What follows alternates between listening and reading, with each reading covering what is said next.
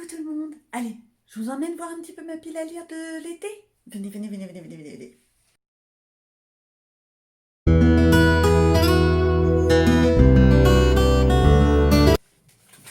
Alors, comme je vous ai vaguement dit, j'ai une très grosse pile à lire pour cet été. Après tout ce qui s'est passé, le confinement, le stress, l'angoisse qu'on a pu vivre ces derniers mois, j'avais envie vraiment de m'oxygéner, de me détendre et de sortir complètement des trucs basiques, de l'école à la maison, de confinement, attestation, etc. J'avais envie de m'évader. Alors pour ça, j'ai décidé de enfin lire tous les petits livres de Gilles Le Jardinier que j'avais. Donc complètement cramé, Demain j'arrête. Et le petit dernier, c'est Ça peut pas rater. Ce sont 3 petits livres que j'ai dans ma bibliothèque. Ils me tentent beaucoup, ça a l'air d'être complètement barré. Et c'est le but.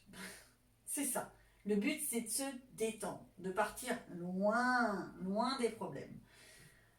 J'ai également pris dans le même genre Cocktail Club de Sophie Kinsella, qui a écrit, je ne sais pas si vous vous souvenez, toute la saga de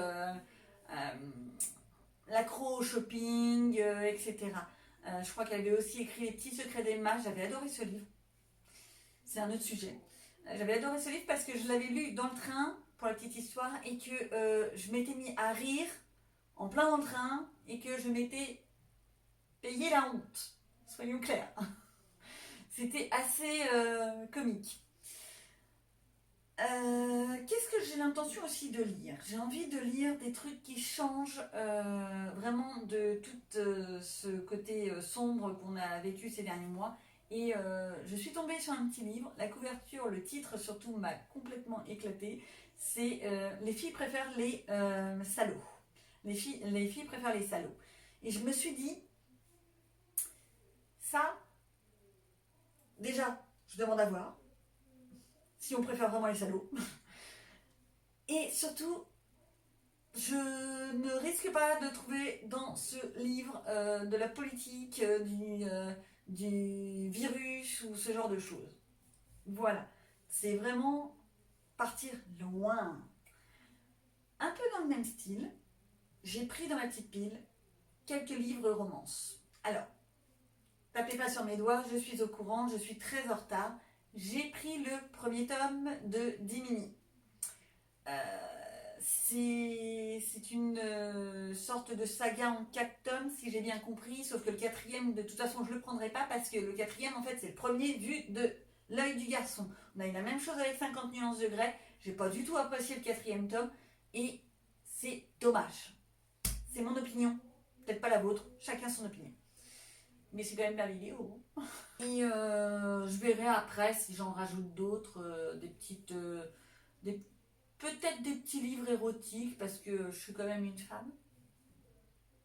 Quoique les hommes aussi aiment bien. Hein. Si, je vous assure.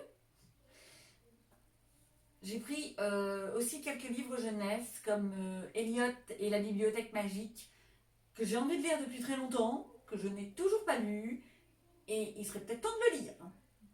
On est d'accord? Ça commence à faire un moment qu'il est sorti celui-là.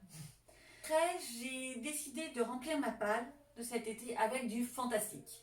Le fantastique, pourquoi? Fantastique, fantasy, héroïque fantasy, tout ça. Hein.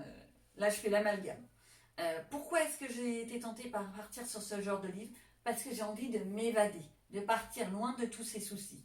Donc, partir dans un autre monde, un monde où on crée les rêves, où les gens peuvent rentrer dedans avec le faiseur de rêves.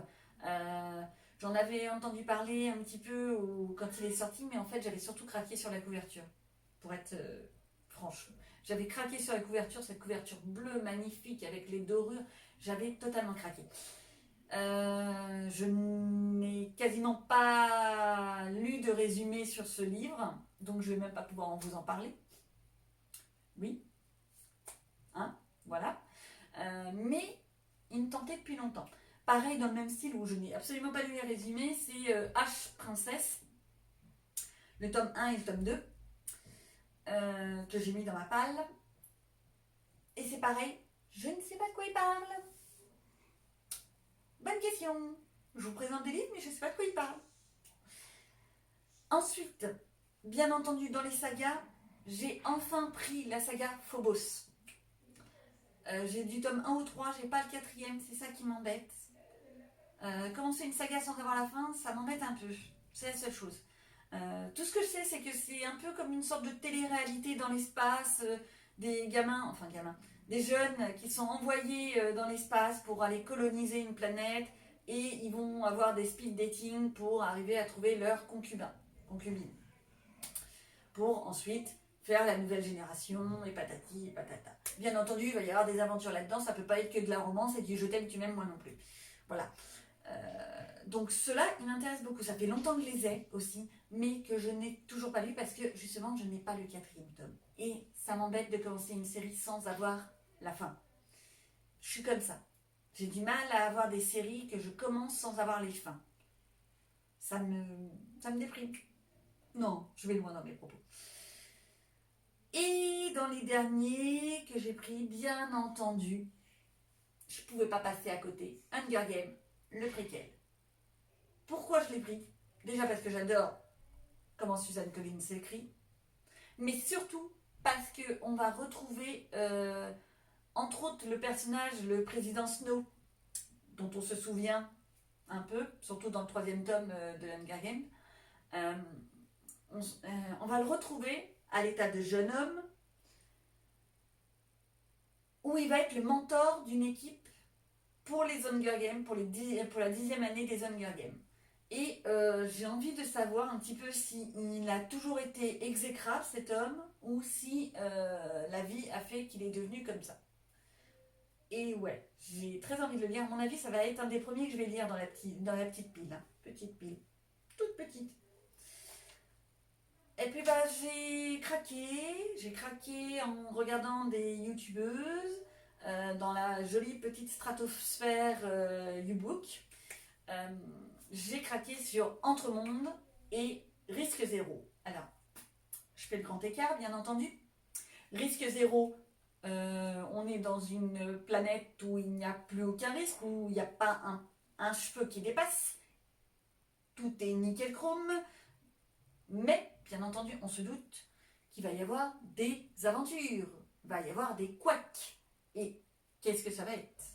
Ça m'intéresse bien parce que je me dis, l'utopie, on aimerait bien, on est tous pareils, un monde parfait, sans guerre, sans danger, sans criminalité, sans... Voilà, sauf que... Et complètement à l'opposé, ça c'est pareil, je me suis fait avoir par des YouBooks, je me suis fait avoir par YouTube, je l'ai pris, je ne sais pas de quoi il parle, c'est L'Entremonde, le tome 1. Et voilà. Ah si, les derniers que j'ai l'intention de lire, j'ai envie de me faire du Musso. Donc j'ai pris celui-là, parce que la couverture me plaît. Oui. Bah oui, j'ai craqué. Moi je craque comme ça. Oups, il est à l'envers. J'ai craqué sur la couverture, ça m'a plu. Et puis voilà. Et puis Musso, il y a toujours un petit côté presque paranormal. Enfin, voilà, j'aime bien ce côté-là. Ça me plaît beaucoup. Donc, pour Musso, j'ai pris aussi dans les romances Marc Lévy. Celui-là, ou alors j'en ai d'autres aussi, des Marc Lévy. Je ne sais pas encore lequel exactement je vais prendre. Je serais bien tentée par celui-là. A priori, c'est une femme qui s'ennuie un peu chez elle et elle va faire un voyage avec son voisin pour découvrir pourquoi une voyante lui a prédit qu'elle ferait un grand voyage. C'est un peu le serpent qui se mord la queue. Hein. Ça me semble être ça. Voilà. Et le dernier que j'ai l'intention de lire en esprit détente, c'est celui-ci. Virginie Grimaldi. Elle écrit très bien. Elle a toujours des histoires comme ça, un petit peu tranche de vie. Et là, quand nos souvenirs viendront danser, c'est en fait vraiment ça. C'est une tranche de vie. C'est un quartier où on va voir leur évolution, leurs rencontres, leur mariage, l'évolution de leurs enfants, leurs disputes, leurs coups de gueule, leur amour, et aussi le fait que dans la vie, même nous, hein, on rencontre des gens et parfois la vie fait qu'on se sépare, qu'on s'éloigne. Et là, dans ce roman, tous ces voisins vont s'éloigner les uns des autres au fur et à mesure et ils vont se retrouver au moment où va y avoir un avis d'expulsion pour démolition du quartier. Et bien entendu, je me doute qu'il va y avoir des situations un peu cocasses. Et c'est ça qui m'intéresse. Pour celui-ci, j'avoue, je l'ai offert à toute ma famille. Je suis la seule à ne pas l'avoir lu. Et déjà, c'est pas bien. Et j'ai hâte de le lire pour me faire ma propre idée, mais tout le monde m'a dit qu'il était très bien. Tous ceux qui l'ont lu en tous les cas.